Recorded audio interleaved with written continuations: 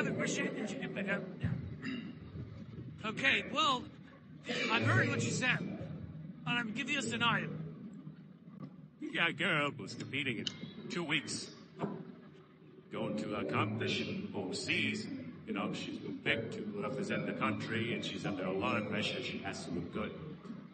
This girl, we look at her, you, George, and you can see that she is beyond reaching her goal in 2 weeks.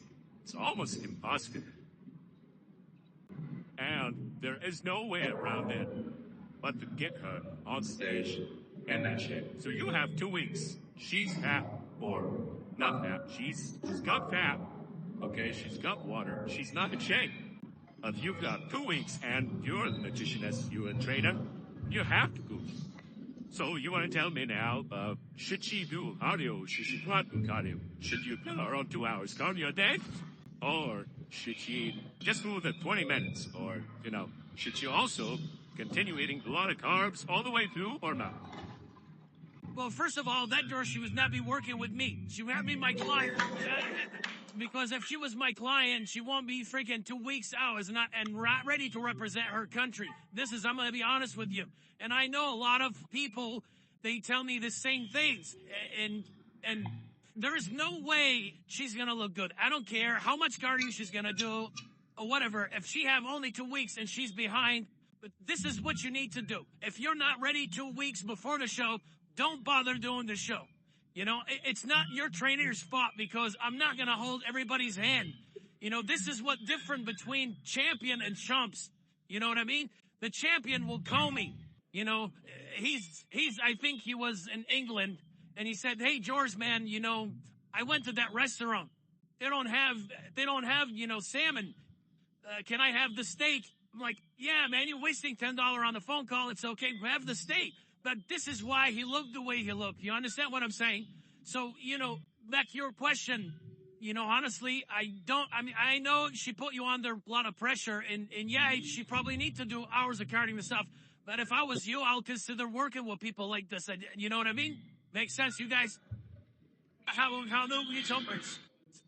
Oh, like I said, you know, in my case, because I have one kidney and that kidney even the bullet, you know, went through it. So I have practically damaged kidney. So I had to drop it to a minimum, you know. So what I'll do, in your case, probably I'll go a little less than 1 gram, you know, for off season and for all the off season. Yeah, you know, I say the off season. And you know what you do? It's very, very cool thing that you should know. Because I have a lot of argument with the chief staff in the hospital where I used to work and stuff. And this guy, you know, he knows like the in and out about, you know, your kidney function and everything. And I told him, you know what, I'm going to use a little bit, you know, branched chain amino acid. Those are the most important, you know, or essential amino acid. He said, no, don't do that. Don't do that. I said, well, I have a feeling that it's going to help me because, you know, in order for you to get, for an example, 10 gram branched chain amino acid, you need to eat, you know, like 8 to 10 ounces of meat. So why would I eat all that much meat and put the stress on my, you know, my kidney versus, you know, just take 3 ounces, you know what I'm saying, and add 5 gram branched chain amino acid. And believe it or not, I did this after they told me, man, 13 years ago, they told me I'm going to be on dialysis. And I promise you, I just did my blood work and it's still the way when they tell me I want to be on dialysis 13 years ago. It's still perfect. I kept my kidney perfect by doing that. So they might disagree with you, but I'm telling you from trial, you know, the branched chain amino acid saved my muscles and saved my life. Okay? Hello. Thanks, Kai, for coming down, and George. This is a question for any sort of athlete. Like, how would you come back from, say, an injury, mentally and physically? Is there anything nutritionally that you need to do as well? Well, you know, it's all depending on where the injury is. You know, I mean, if you're injured your quads, for an example, I'm not going to let you go and start doing legs. You know, but what we did, you know, we had problem actually heading to the Olympia. And I told Kai, please don't tell anybody because that's all what you need. You tell somebody I have an injury and they're start looking, oh, yeah, no. You know what? We had a little bit of injury, I think, in your hamstring, right? Doing, you know, the treadmill. He goes, oh my God, something. I said, Kai, don't worry about it. Just something, if something is hurting you, back off. And we did, and you know what? We went with no problem. But if we have a major injury, for an example, you hurt your right shoulder, my suggestion is keep on going to the gym. Don't train that right shoulder. Instead you still have the left shoulder healthy. Train on one side. Believe it or not, don't go as heavy, but train on one side because, as we all know, the brain sends the same signal to both muscles. So if you train the injured side, your injured side is still, believe it or not, keep the size, then losing it completely.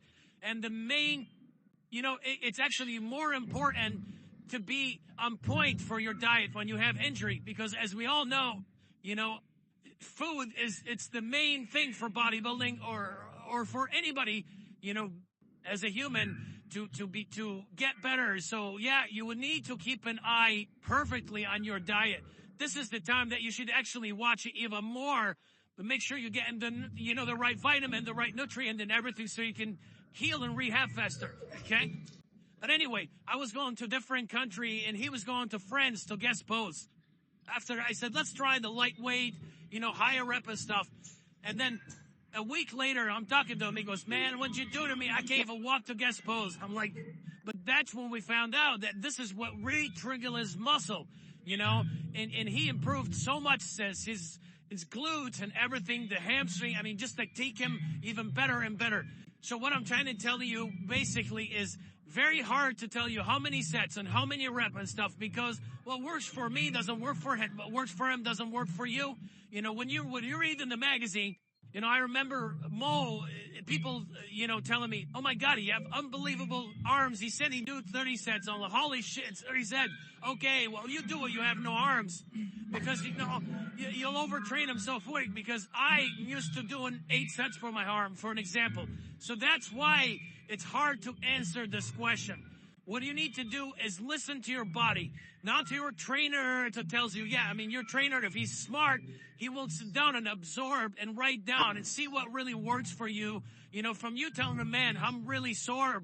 Ollie, that workout really worked or some not. And remember, you gotta like distinguish sore from being overtrained. You know what I mean? When you're overtrained, that means you can't sleep. Your appetite is terrible. And then when you're sore, just to get that muscles worked out right, you're starving. And when you put your head, to bed, boom, you sleep, that's the difference. So you guys have to start listening to your body. If you don't listen to your body, there is no such a thing as secret out there. I'm going to tell you, do this, do that, because Kai and Jay Cutler and Mo, me, no, it's not. Whatever works for each individual, from every aspect, from food, protein, carbs, fat. How many times you guys, you work with the guy, you're like, holy shit, this guy eat pizza all day, and look at him, he's like 100 pounds. I don't understand it. And if you smell the pizza, you gain so much weight. So every individual is different. And that's when it comes to workout, the same thing, you guys.